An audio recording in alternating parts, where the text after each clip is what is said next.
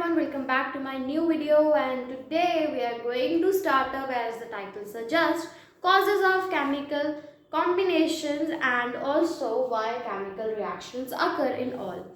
So जब भी हम कोई भी रिएक्शन पढ़ते हैं तो हमारे एक माइंड में एक क्वेश्चन तो अराइज होता ही है कि असल में हो ही क्यों रहा है।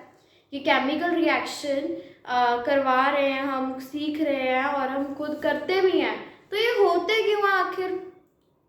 कोई कभी कभी तो हमारे दिमाग में आता ही है कि ये चीज़ हो रही, क्योंकि नेचर में कोई भी चीज़ हो रही हो, नेचर में हमारी बॉडी में हमारे सराउंडिंग्स में कुछ भी हो रहा हो, उसके पीछे कोई ना कोई रीज़न ज़रूर होता है। इस जो केमिकल कॉम्बिनेशंस है, केमिकल रिएक्शंस हैं, उनके पीछे भी इनके होने का, इनके अकरेंस का एक रीज़न है। वो रीज़न आज आप मेरी वीडियो में समझोगे। तो without wasting time let's begin. तो लास्ट वीडियोस में हमने ट्रिक्स पढ़ी थी, राइट। मेटल्स, नॉन मेटल्स को याद करने में, नॉन मेटल्स को 1 to 30 एलिमेंट्स बेसिकली याद करने के लिए। अब मैं एक टेबल बना रही हूँ और उसमें से आपको क्लियर हो जाएगा कि क्यों हम एक तरफ हम कहते हैं कि रिएक्शन हो रही है और एक तरफ कहते हैं कि रिएक्शन क्यों नहीं हो सकती। तो अब देखो, आप ब्लैक बोर्ड की तरफ, मैं यहाँ पे 3 बोर्ड्स, यहाँ पे सबसे पहले हम लिखेंगे मेटल्स। 3 एग्जांपल्स ले लेते हैं, 3 ले लेंगे। तो यहाँ पे मैं लिख देती हूँ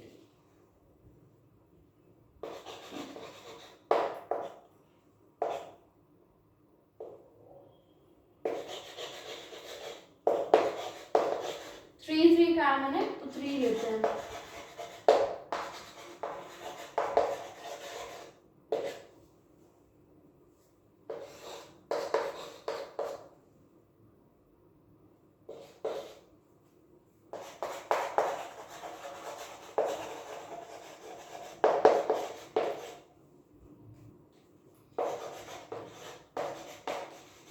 अभी मैंने यहाँ पे कुछ एलिमेंट्स लिखे हैं जिनमें से मेटल्स हैं सोडियम, मैग्नीशियम, एल्यूमिनियम, और नॉन मेटल्स हैं oxygen, fluorine, phosphorus, and noble gases are helium, neon and argon, right. अब आप इसके आगे मैं इसकी वैलेंसी, इलेक्ट्रॉनिक कॉन्फ़िगरेशन लिखूंगी, आप वो देखना। इसका एटॉमिक नंबर होता है 11, तो इसकी केमिकल इसकी वैलेंस शेल या फिर इलेक्ट्रॉनिक कॉन्फ़िगरेशन होगी 2,8,1, यही होगा इसका। फिर ये है 12, ये होता है 13, ठीक है। नाम आपको आंसर याद आया, 2,8,2, इसमें होगा 2,8,3।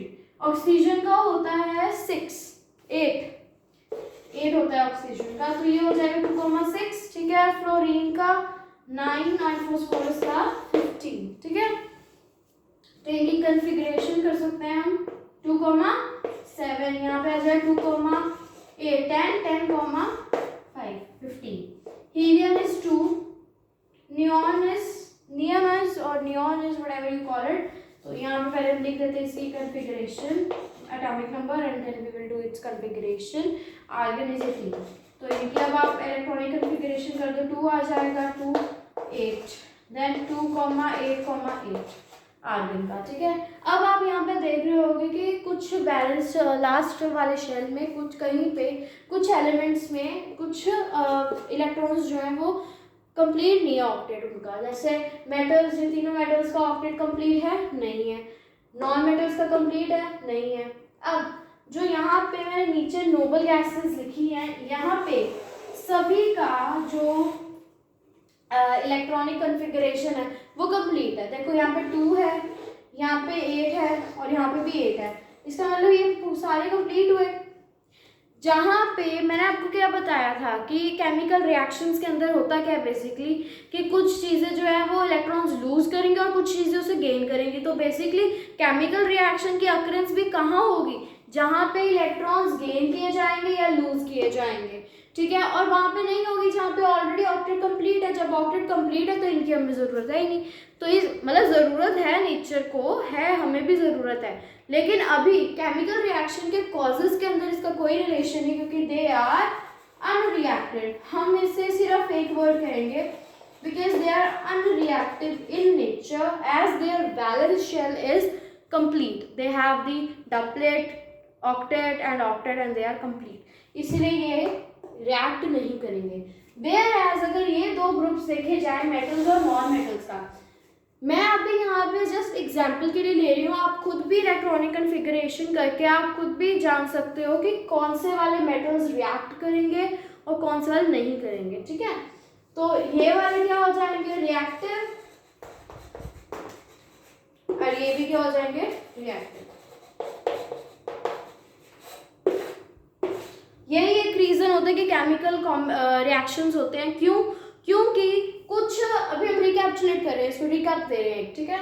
वो इसीलिए होता है क्योंकि कुछ मेटल्स में क्योंकि कुछ एलिमेंट्स में वैल्यूशन कंप्लीट होता नहीं होता है, इनकम्प्लीट होता है। वो उस इनकम्प्लीट की वजह से वो रिएक्टिव हो जाते हैं, ताकि वो अपने आप को स्टेबल करने के लिए अब कहीं से इलेक्ट्रॉन लेगा या कहीं पे इलेक्ट्रॉन देगा, यहाँ पे इन्हें कुछ करना ही नहीं पड़ रहा, they don't even have to move, तो दे आर ऑब्वियसली अनरिएक्टिव, ठीक है।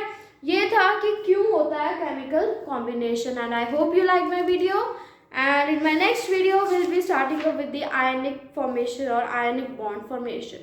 Thank you.